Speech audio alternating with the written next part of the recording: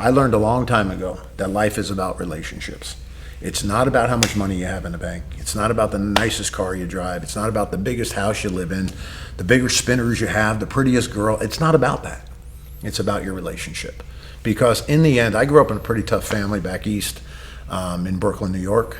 And I remember vividly, I unfortunately had the ability to watch a lot of people die. It was just the nature of the business, the world, the life, the family.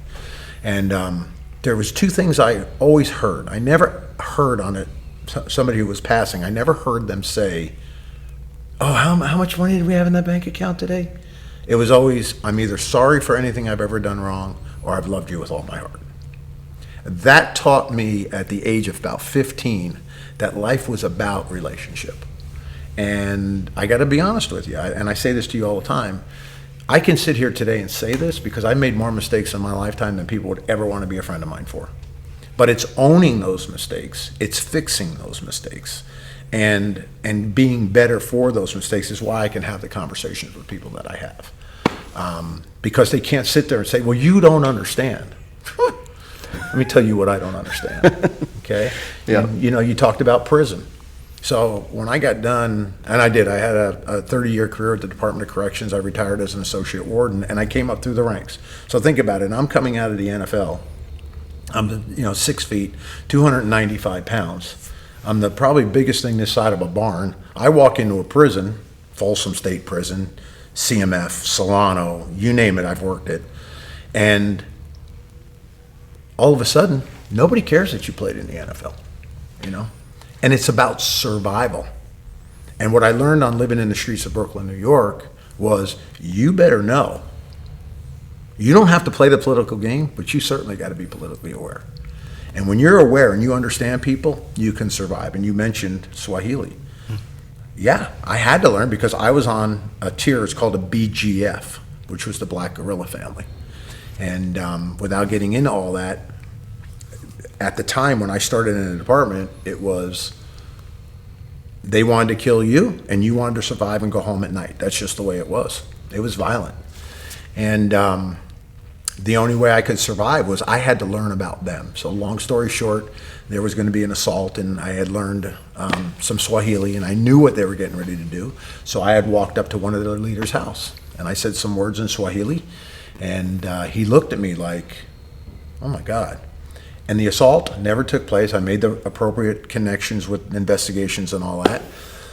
2 years later, and this is, again, where relationship came in. 2 years later, this guy sees me on the yard. It was in B facility at CSP Sacramento, which was the security housing unit kick-out yard. And I'm on the yard, and he approached. He says, hey, Min, can I have a word with you? I said, sure. He goes, I want to let you know. He goes, you remember that day in the hole? The hole was the security housing unit where your prisoners are locked up. And I said, yeah. I said, Hollywood, I remember it like it was yesterday. He said, I want to let you know something. He said, you got more respect from us on that day because you took the time to learn about us, not because you knew what we were going to do. And again, that was that flashback of knowing people and connecting with people. And you're right, Tony.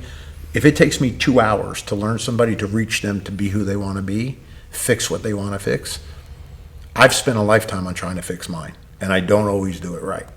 And so it's my goal in life just to make a difference for them. And yeah, I'll spend 2 hours with them. Yeah, well, you make a huge difference for them. I think we see it in the gym and the people that we work with, and especially the membership that you have is tremendous. And it's much more than a fitness experience because of this. It really is a coaching and a lifestyle improvement process for people. Yeah, I've had a lot of people say that, they weren't expecting this when they walked in the door. Right. Anybody can run a treadmill, anybody can run a Versa climber, anybody can, like I said, teach you how to bench, squat, hinge, carry, but can they teach you about you? Yeah.